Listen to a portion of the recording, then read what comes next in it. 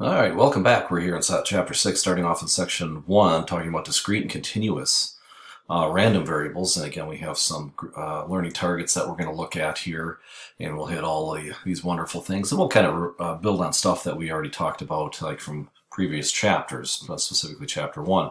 So a probability model describes the possible outcomes of a chance process, and then the likelihood that those outcomes occur. Now consider, as we toss a coin, a fair coin, 3 times.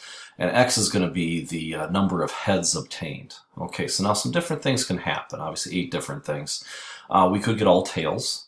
We could let X equals 1. Let's let that be, now again, where you get 1 heads and 2 tails. And there's 3 different ways that can occur.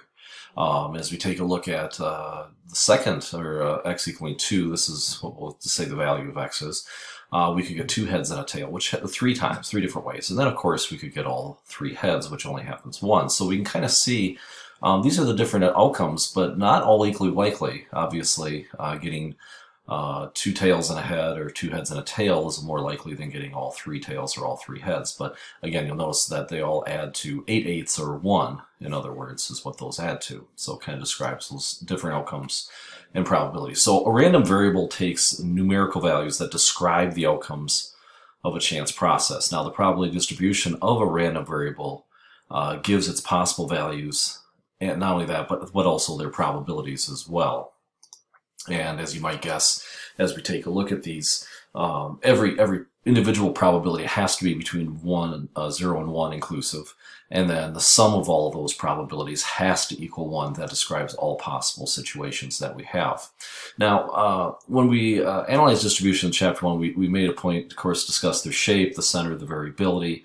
We're going to continue to do that again with probability distributions as well as we go. There it is, same kind of idea that we have here. Now again, this distribution we would say is skewed to the left. Remember, it's where the tail is. Single peak, kind of at 9 is where we're looking at there.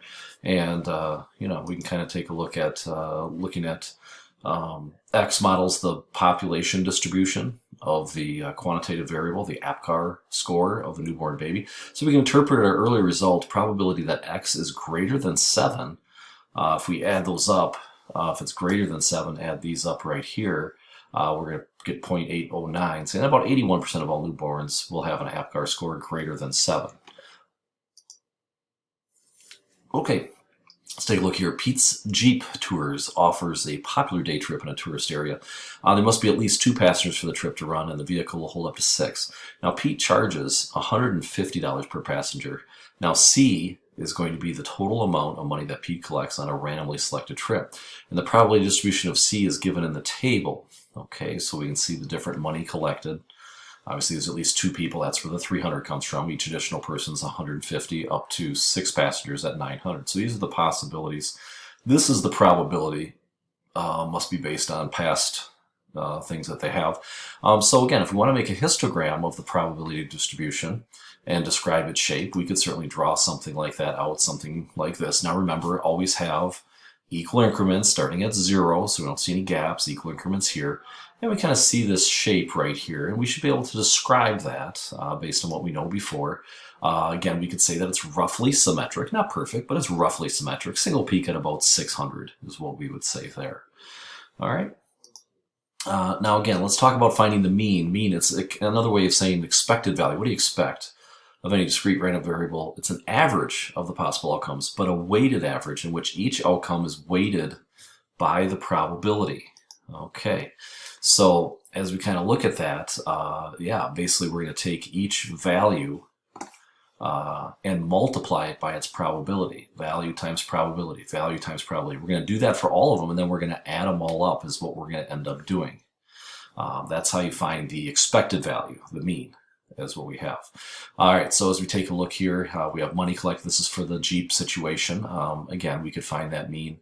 $562.50 is kind of the mean collected, is what we'd say there. Okay, mean is kind of the balance point of that distribution. And again, as we interpret that, we would say if we randomly select many Jeep tours, Pete would make about $562.50 per trip on average. Okay, now again, that's not one of the possible outcomes. but that is the mean or the average, as we would say. All right. So here it is. Let's talk about those Apgar scores again from newborn babies. And the table gives the probability of X once again. And we would want to calculate and interpret the expected value. So what we're going to have to do is take 0 times 0.001, 1 times 0.006, 2 times 0.007. We're going to have to do that for each one. And then what we would do is we would add those up. All right, and if we add those up, we're going to get about 8.128. That's the mean or the expected value of that Apgar score. All right, so that's what we're talking about. Okay, now how do you find the median? Well, what we're going to do is find the median from a cumulative probability distribution. Now remember, that's when we add them up as we go, and then it's the discrete random variable is the 50th percentile of that. All right, so as we kind of add these up here, okay, so that's the cumulative probability so far. We'd add the 0.25, and then we'd add the 0.35. So the question is, the median is supposed to be the 50th percent. Well, it's not likely you're going to get exactly on that. So the idea there is that it is the smallest value of which the cumulative probability equals or exceeds. So we can't say it's here because that only is 0.4. It's the next, what's this one? Yeah, you're saying, oh, it's 75th percentile. Well, it's the first one that equals or exceeds that 0.5. So that's the one we would say 600 would be the median in that case. All right, so that leads us up with the first part of section 6.1. We'll come back next time with the second half of 6.1. And until next time, I'm Mr. Bowen.